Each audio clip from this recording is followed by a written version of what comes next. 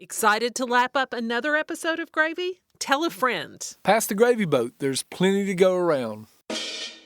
I'm Melissa Hall. And I'm John T. Edge. We're your hosts for Gravy. Gravy. Gravy. Gravy. In this season of Gravy, the Southern Foodways Alliance explores the Alabama Black Belt. Ever since James Agee and Walker Evans traveled Hale County, Alabama to research the magazine article that became the book Let Us Now Praise Famous Men, outsiders have documented and pathologized the region. Gravy aims to change that narrative by offering a series of episodes conceived and reported by people who live and work in Alabama. Today's episode focuses on the very resource that put the Black Belt on the map, fertile farmland. Emily Blavaz reported the heck out of this one. Alabama's Black Belt stretches in a strip roughly 25 miles wide across the center of the state and includes a quarter of Alabama's counties. Named for the rich soil that enabled cotton to flourish, the Black Belt was once the most prosperous and politically powerful region of the state. It held most of the state's enslaved people, and African Americans still comprise the majority of the Black Belt population today. In the 20th century, Black Belt soil was depleted by overuse. A massive part of the black population left in the Great Migration, and small farms decreased sharply beginning in the 1950s, reflecting a statewide pattern. Black Belt land transformed from family farms to commercial timber, hunting preserves, and wild acreage owned by families with new lives in other places. But lately, younger generations are returning to family land in the Black Belt. Andrew Williams, founder of the Deep South Food Alliance in Linden, Alabama, explains. They remember the struggle that was there, with their ancestors in acquiring the land. So today, people are more conscious of this land that granddaddy or great-granddaddy and them acquired, and left to us. In many cases now, a lot of them have, gone off and, got education and had good jobs and what have you. And now they are coming back trying to preserve their legacy. Andrew has made it his life's work to help small landowners in the Black Belt who are mostly African American. He has watched older generations leave, shunning agricultural life and the trauma of slavery and sharecropping it represents. And he has seen younger generations return, exploring farming as a source of healing, renewal, and stewardship. He begins with his own story. I'm from Marengo County, Alabama, and that's in the midst of the western part of the Alabama Black Belt. I was born in the Black Belt. Matter of fact, I was born across the road from where I live now. I was brought into the world by a midwife. Andrew's childhood was shaped by a neighborhood school teacher, Ms. Salome Bennett. I went home with her and she cleaned me up, got me some new clothes, and my first meal at her house, it was a moon pie and a new grape soda in the bottle. You had to take a little tool and take the top off the soda. And so I hit that moon pie a couple times and took a couple swigs out of that new grape soda. Hey, I have arrived. But she taught me about giving back. Ms. Bennett often helped local families with groceries and other needs. She knew the power of education. She knew the power of hope. On this foundation, Andrew built a career at the Natural Resources Conservation Service, an agency within the USDA, where he strived to help underserved landowners. This was no easy feat, because the system was designed to capture progress in big pieces. For that reason, large landowners who were more often white tended to receive assistance before small landowners who were more often black. Andrew pushed for changes to better serve small landowners, and even when his superiors were dismissive. I didn't lose hope. I kept putting that on the table. And they did allow me, as a part of my work, is to venture out and see what else was out there in terms of programs and practices that would fit these smaller scale folks. And I would take that back to the management table and say, we need to consider some of these practices in our program. Well, why we need to do that? Because this will work for smaller producers, wherein some of the other programs weren't. So it was about the system, and it was about petitioning the system to evolve so you could serve better. In 2009, Andrew retired from the NRCS and founded the Deep South Food Alliance to help small landowners in the Black Belt, which he insists must be done on a case-by-case basis and always begins with hearing the story of the land. Sometimes you can carry your smart self out there on the land and start telling the land and the landowner what you need to do based on the research I've done and based on what I've learned when I was in Colorado and all that. If you go with your own ideas and your own concept, there's a very good possibility that you will miss the target. We use the approach is, okay, let's hear the story first. Let's see what the story is. What's on your mind about this land.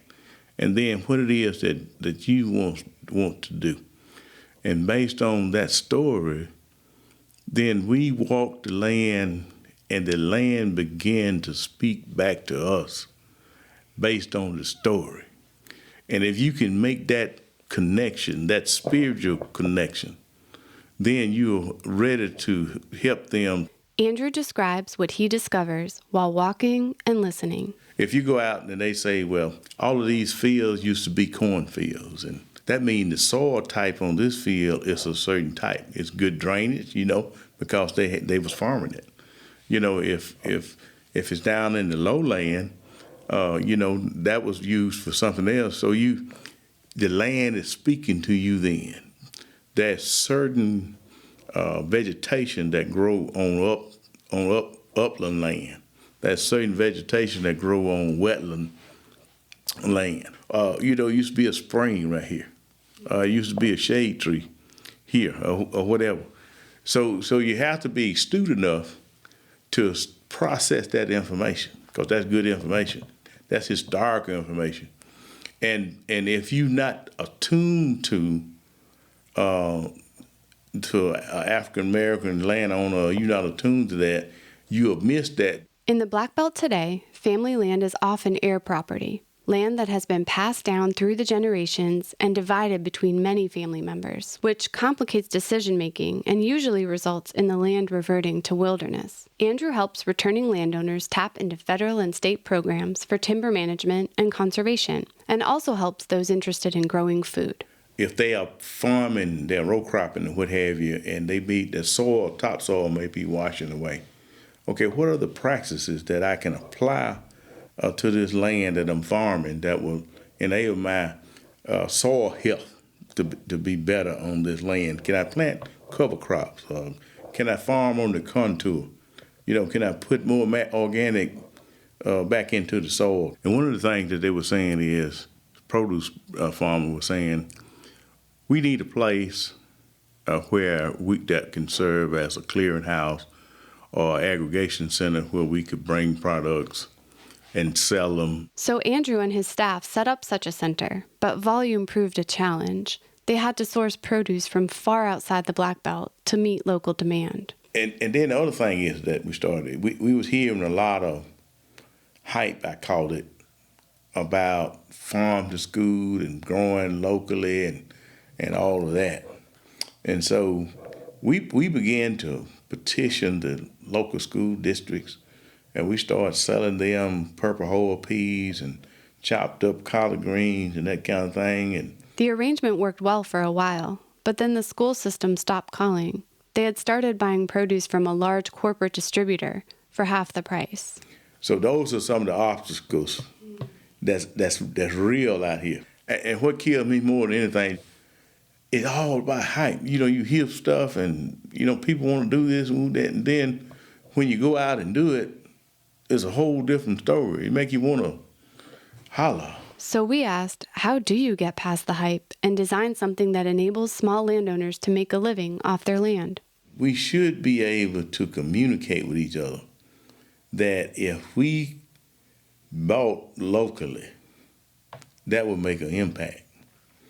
But I'm afraid that when we meet on Sunday morning, we don't talk about economic development.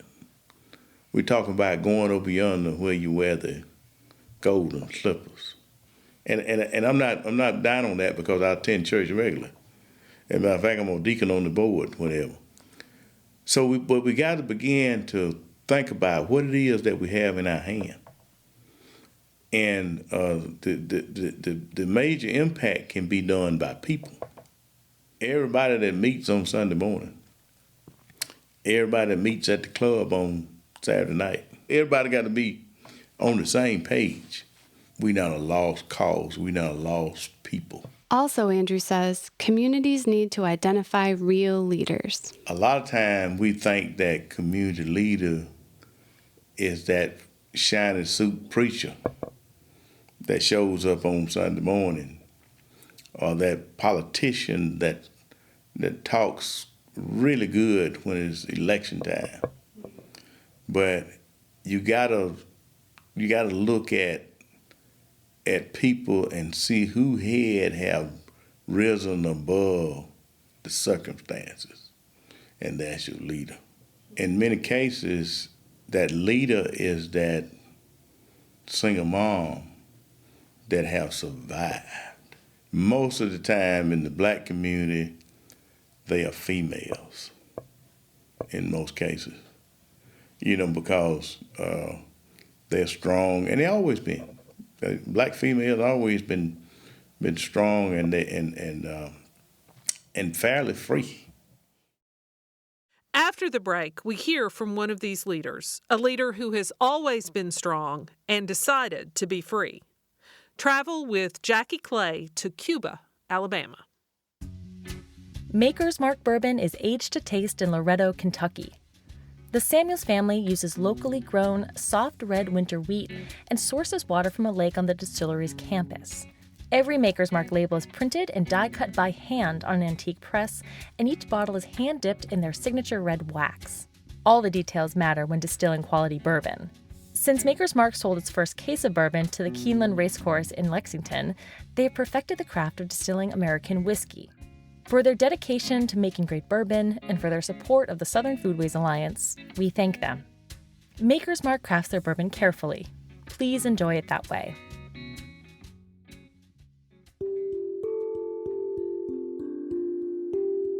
Yawa Awolowo, a vegan chef, runs Mahala Farm on her family's land in the Black Belt. Greetings. I am Yawa Awolowo from Cuba, Alabama. I was born here. I'm a mother of 9, and I have 30 grandchildren and 1 great-grandchild. My mother is still alive. She is 97 years old. She also was raised on this land. And she have beautiful stories that sometimes she can tell in funny stories. Yawa and her siblings were raised mostly by their great-aunt Mahala, while their mother worked in Knoxville, Tennessee, and sent money home to Alabama. Yawa describes the farm, typical of a family farm in the Black Belt in the 1950s and 60s. We had corn, cotton, orchards, cows, hogs, chickens, mule, and horses. So we were what you call self-sustaining. We drew our water from the well. We had a spring and we had creeks where we watered the animals. We had our own cow, so we had our own milk, made buttermilk and our butter. We made our own molasses, and we also used the molasses as sweetener. Every once in a while, my uncle used to rob honey from the bees in the wild and bring back honeycombs, so that was exciting. And we didn't have to buy wine or liquor. He made liquor, and my aunt made wine from China berries, muscadines, corn. I didn't have to ask for food because there was always plums, berries, nuts, something you could eat without asking if you was hungry, you got it. We had so much food around us. that we would eat the heart out of the watermelon, that's the middle, and we throw the rest to the chickens. Isn't that something? Yawa eventually joined her mother in Knoxville, but returned to her family land with her husband, Obafemi, and their children in the 1980s when the city life felt constrictive. Yawa and Obafemi raised 6 of their 9 children on the farm and off the grid, teaching them self-sufficiency and educating them at home. I guess you would call me a radical. I was just, I'm not being in the box no more. I just got out of the box. I don't want to be in the box. I got outside of the box, crushed the box, set the box on fire. And I said, we're free, children. You're free. So they would be so far sometime we wouldn't know where they was. But they would come back with different kind of nuts and berries and flowers and say, look, what we found on me, look, mama, look. It was really rewarding watching them grow and having confidence in themselves or who they was as, little people on the earth, growing up that way. If the lights don't come back on for 2 or 3 weeks, you know what to do. If you happen to be a place that you can identify that is a pecan tree, this is a pear tree, that's a peach tree. The plant identification that where you can actually forage food. Yawa returned to Tennessee and eventually ran a vegan catering business. But the family land in Alabama kept calling her, or actually, her Aunt Mahala kept appearing in her dreams. My aunt kept coming to me, like, I need you to do what you say you're going to do. And it was so real, She appeared in these visions like, I'm seeing you all, that made me sit up and be like, okay, I guess I need to get to Alabama. So Yawa did come back, and she found comfort and care from her family, community, and the land. It's like this. It's like somebody's rocking you and holding you. That's how I feel when I'm here. Even when I'm not doing nothing, I know that I'm doing something because I feel like I'm here and I'm honoring. It comes a time in your life you have to sit still sometime.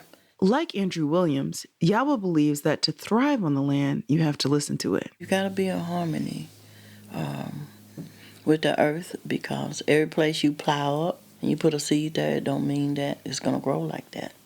One time I was plowing out there and I was planted all these seeds and they didn't come up. I said, oh, these seeds ain't no good. So I just tossed them.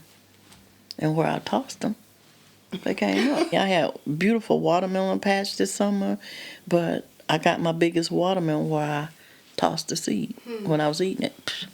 And that's why I kind of am right now, just allowing the earth to show me this will do good here, this will do good there. Like them flowers coming up right there, I had them in a box that I was going to plant. I never got around to it. Then the box disintegrated.